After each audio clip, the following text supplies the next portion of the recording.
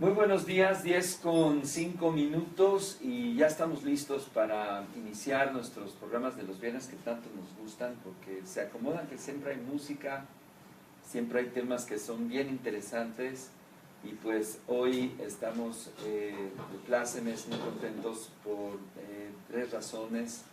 Una de ellas es saber que nuestra página de YouTube ya está sobre los 2 millones de clics. O sea que habla bien de todos ustedes, que al final son los que dan los clics. Muchas gracias por esa confianza. Lo segundo es porque Usu Manero el día de hoy se estrena, después de ser invitada de esta parte de imagenología, toda la parte del look, la forma de cómo mandamos mensaje y comunicación a través de cómo nos vestimos, a través de los colores y a través de la actitud. Las tres cosas también van en la parte de la semiología de la personalidad, algo bien interesante. Estuvo con nosotros invitada y le dijimos, vente a conducir, y dijo, órale, mientras yo pueda, va. Pues más o menos estamos pensando que ella pueda estar cada 15 días, y si no, cuando ella pueda los viernes, así que estará con nosotros dándonos acompañamiento a las entrevistas. Muchas gracias. No, muchas gracias a ustedes por la invitación. Por participar con nosotros los viernes, ahora como co-conductora. ¿Qué tal? Y también porque está con nosotros Hal Ganeshananda. Satnam, ¿cómo estás? Bien, Soham. Hal pues es un experto en todas las disciplinas del desarrollo integral del ser humano, a partir del tantra, la yoga, la espiritualidad, y pues ha fundado una escuela importante y ha seleccionado a Planeta 2013 como su medio de comunicación asociado, y a partir de hoy inicia su programa a partir de las 12 del día. Pues a las 12 del día, Gerardo, ya estamos estrenando, y con mucho gusto que toda la comunidad está esperando ya poder sintonizarse con Planeta 2013. Ya Sí. desde hace 15 días. Sí, que estábamos en la campaña. Tenemos todavía una hora para repercutir en redes, para que los amigos que tienen todavía pues algo que hacer lo empiecen a compartir, de tal forma que pues estén con nosotros y con Hal al mediodía. Hoy vamos a hablar sobre sonido, mantras y conciencia. Tenemos la oportunidad de contar con un maestro, con un conocedor de estos ámbitos. ¿Por qué el sonido resulta ser una herramienta fundamental para crear un efecto, tanto en la parte corporal, pero también luego en la parte psicológica, así como la imagen, como nos muestra Usu, tiene un efecto en lo que vestimos, que tiene que ver con el color? Claro. También el color y el sonido tienen un efecto directo. Cuéntanos. Bueno, inclusive hay ciertas pruebas, ¿sí? Con base a elementos de resonancia, que el sonido tiene un color. El sonido tiene un color. El sonido tiene un color. Esto pues ya lo hacen por medio de escáner, ¿no? O computarizado. Sí. Cada sonido, cada expresión sonora puede manifestarse en un color, y también y tú que manejas esos temas, en una geometría específica, ¿no? Obviamente esto va a afectar a la personalidad, porque pues también afectaría a cada estrato del, pues inclusive del arquetipo que estamos manejando, ¿no? ¿Qué arquetipo manejamos? ¿Qué tipo de sonido o de escala, ya sea mayor o menor? Que ahorita vamos a hacerlo con el instrumento, vamos a hacer un poquito de demostración, y cómo afecta, ¿no? Nuestra personalidad, nuestro desenvolvimiento y nuestro desempeño en la semiología diaria, ¿no? Parecía que en Oriente, que estaban muy pendientes de las correlaciones, generaron mapas y esquemas entre sonido, color y zona del cuerpo también. Zonas del cuerpo, no solamente en la anatomía física, Sí. que ya existía. Sí. Obviamente tenemos el desarrollo de la medicina china 5.500 años antes de nuestra era, Sí. y ya había una anatomía física, ¿no? Nada más, o fisiológica, un desarrollo. Pero la anatomía sutil, que es más antigua, Sí. también correlacionaba totalmente el sonido y su impacto en órganos y en sistemas. Fíjense ustedes qué amplio. Ayer estaba aquí Rohini Nandanas, que es un experto en el Ayurveda. Entonces decíamos que si nosotros tuviésemos el estudio del espectro, podríamos identificar muy bien cuál disfunción por los efectos que causa en nosotros un órgano tiene, descubrir qué órgano es, qué nota musical le puede ayudar y también qué alimentos, y esto favorecería nuestra armonía, nuestra armonización más rápido. Es que hablando de Ayurveda, pues sí, cada alimento también genera una resonancia, una vibración y tiene un color. Sí. Por tal motivo, pues un alimento puede ser o activo, o pasivo, yin o yang, o puede secar o puede humedecer.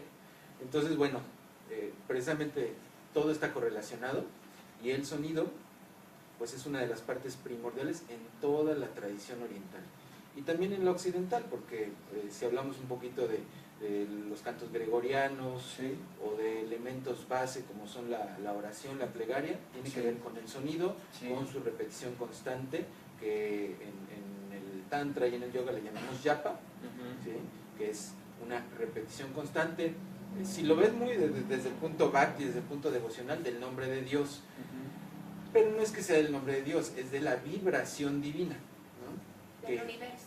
El universo emite una vibración y esa vibración está manifiesta todo el tiempo. La escuchamos, pero como quien dice, nos hacemos como que no la escuchamos. Quiero hacer la base antes de que entremos a la parte fisiológica del impacto del sonido. Sí. Es que una sociedad puede ser analizada a través de qué tipo de vibración sonora es la que escucha constantemente. Es al revés. ¿Qué tipo de música te gusta? Ya automáticamente eso te habla muy bien de qué personalidad, incluso qué órgano es el que tiene esa o cuál es tu anhelo, ¿no? Ajá. ¿Cuál es tu anhelo? Porque a lo mejor una persona que está escuchando no solamente en la parte literaria, ¿no?, sino en la parte musical, una vibración que lo lleva por debajo de los instintos base, estaría entonces generando que su desenvolvimiento general en la sociedad va a ser base, ¿sí?, va a ser menor a lo instintivo, va a ser de supervivencia. Entonces su proceso de intelectualización o de búsqueda espiritual quizás pueda estar limitado, ¿no? Sí. ¿Y pueden eliminar esa limitación y progresar o evolucionar? No le pongamos niveles, simplemente pues desarrollar un gusto auditivo y de producción creativa, pues de una vibración mejor. Pero bueno, podemos partir de una rejilla inicial en este sentido. ¿Habría notas en que su espectro es más grave que otras que son más agudas? Es decir, en este caso, por ejemplo, de las escalas tonales, ¿cuáles serían las más graves? Que estarían más relacionadas con el cuerpo más denso y con las emociones más basales. Ok, bueno, ahí tendremos que hablar de frecuencias, Gerardo. Muy bien. Mira, una nota, vamos a hablar de Do. Ajá. ¿Sí? Este es el Do central. No sé si se escucha por ahí. Sí, se ¿Este escucha es el Do muy bien. central? Sí, sí. Bueno. Una octava abajo es esta, ¿sí? Es la misma nota, la frecuencia es la misma, Sí. Nada más, obviamente su tonalidad es más grave. Sí. Ahorita no modifica mucho, ¿sí? Lo que modificaría sería los hertz, ¿sí?, la cantidad de vibraciones que hace por segundo, es lo que modificaría la estructura de nuestro cerebro, o sea, cómo se comunica, cómo se hace la conexión sináptica de nuestras neuronas, sí, por medio de este sonido. Por ejemplo, ahorita este sonido está afinado o temperado, debe ser, perdón, es un Do, en 400, con base a 440 Hz. 440. Ajá, 440. Si nosotros bajamos esta frecuencia, lo podemos bajar a la natural del ser humano, que sería 432, parece que no se modifica mucho, sigue sonando un do, Pero la vibración cambia. pero la vibración cambió. Pero esa pequeña diferencia es suficiente para hacer una resonancia mucho más armónica de nosotros, el sonido y lo que conecta. Y de nuestro entorno, por supuesto. Ahora imagínate, lo combinas con una letra con una Un parte sonido literaria, un que sonido. tú puedes evocar con tu cuerpo, en este caso con tu voz. Imagínate qué impacto puede tener. Si nos vamos a la parte fisiológica, el sonido en una vibración correcta, ¿sí? Como ahorita lo tocamos a 432, va a tener un impacto mayor, o va a tener un impacto físico sobre una zona del paladar. ¿Sí? Hay una letra, pero a la vez es un fonema, que es el único con el que nacemos, y es el único que el ser humano puede desarrollar y hacer con la boca cerrada. Es como tu sello tonal. No, espérame, haz de cuenta.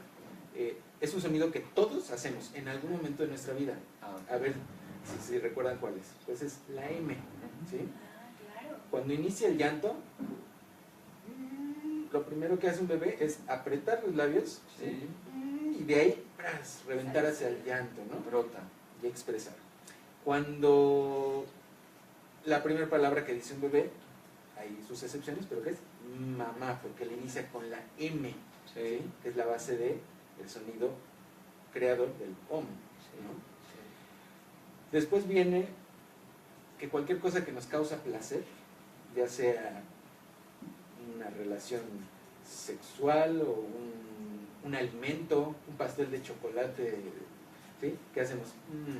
Lo disfrutamos. Pero también si yo voy caminando por mi casa y me pego en la orillita de la cama, en el dedo chiquito del pie, hago y me aprieto y trato de contener ese dolor, ¿no? Sigue siendo la misma base sonora, con las mismas, la misma estructura. Ajá, sí, y tiene un impacto total sobre la parte en cómo el cerebro se desarrolla. Sí. Ahora fíjate, una palabra de los mexicanos, ¿no? El mantra, yo creo que el más mexicano, ¿no? ¿Qué decimos? Madres. Madres, ¿no? Siempre decimos madres. ¿Sí? O le ponemos una acepción antes, ¿sí? Pero al final tiene que llevar madre, ¿no? Sí. Entonces, ¿por qué? Porque inicia con M, es una parte como creativa, creadora. Sí. Bueno, ¿qué sucede? Cuando el sonido está bien elaborado y está en conjunción con un aspecto verbal, ¿no? Con 2 o 3 palabras que generen una estructura positiva, va a tener un impacto fisiológico sobre una zona del paladar. El paladar por encima del paladar existe un pequeño huesecillo, ¿sí? Que se llama silla turca. Es casi invisible, es como un cartílago parecido al... Haz de cuenta de donde está la parte más alta de nuestra boca, ya está el piso del cerebro. Okay, sí. Y arriba está precisamente esta estructura ósea que es como una silla. Y ahí hay una glándula. Sí, exactamente. O está muy cercano a la glándula pituitaria y también a una zona central de la glándula pineal. Y entre los 2 hemisferios. Exactamente. Entonces, ¿qué pasa? Empieza a deshacer sutilmente o energéticamente esa separación que en los hemisferios hay, sí, que nos hace estar o muy lógicos o muy emocionales. Entonces el mantra, por eso, se le da un significado que es pensamiento, ¿sí? Y sonido, es decir, es un modulador del pensamiento. Sí. Atendiendo a la sentencia oriental, que la mente es nuestro mayor enemigo, ¿no? Y pues sí es cierto. O sea, uno mismo, yo mismo, cualquiera, en la mente puede desarrollar tal mundo que puede destruir absolutamente todo lo que sucede a su alrededor, hasta que de repente algo te frena y dices, ay, caray, ¿qué estaba yo formando esto, ¿no? Pero también te sirve para, o sea, como es tu mayor enemigo, también puede ser tu mejor amigo. Ah, por supuesto, ¿no? Y quizás para eso los que tenemos una mente muy traviesa, tenemos el mantra, tenemos el sonido. Pero ahora imagínate, Ushua, que las personas les encanta estar oyendo canciones tristes. Sí, no, te deprimes. Les encanta estar oyendo que ya me voy de este hogar y quién te cantará y ¿Y quién te amará? Y, ¿sí me explico? No nací para Duro amar. y contra ellos. Ah, no, sí, por supuesto, ¿no? Francisqueándose, dice. Entonces, Rata inmunda, y eso es en el mejor de los en el casos. mejor de los casos, ¿no? Hasta risada. Pero imagínate que todo el tiempo estás escuchando eso. La mente desarrolla, en lugar de concentrarse y ajustarse, ¿sí? Manifestar una realidad personal, ¿no? Empieza a expandirse y hacer que una psique colectiva se expanda y una sociedad, ¿sí? Empiece, como la teoría del centésimo mono, ¿no? A aprender y aprender y aprender y aprender, que ese es el camino. Y es por eso que los niños ya vienen precargados con una serie de creencias, una serie de actitudes de sus papás, que están toda la siendo vida. una continuidad de una realidad que está sostenida por nuestra mente, pero no necesariamente que sea lo que más nos sirve para un proceso de desarrollarnos en estos niveles. ¿No? Vamos a ir a una pequeña pausa. Saludamos a Armando Cruz, que nos escucha desde Oaxaca. Armandito, vamos a estar con ustedes allá en el llamado del Caracol a partir de julio 23 al 26. Y pues sí, les adelantamos, vamos Frank Díaz y un servidor, vamos a hablar sobre toltequidad, y va a ser un encuentro relacionado precisamente con los baluartes de la sabiduría ancestral de México. David Arias, que también está mandando saludos, Héctor Álvarez, Héctorín, muy buenos días, y también Fabiana Barrios. Vamos a una pequeña pausa y regresamos con más acerca de lo que es el sonido, los mantras y la conciencia, que es el efecto que tiene. Son las 10:22, regresamos después de esta pequeña pausa.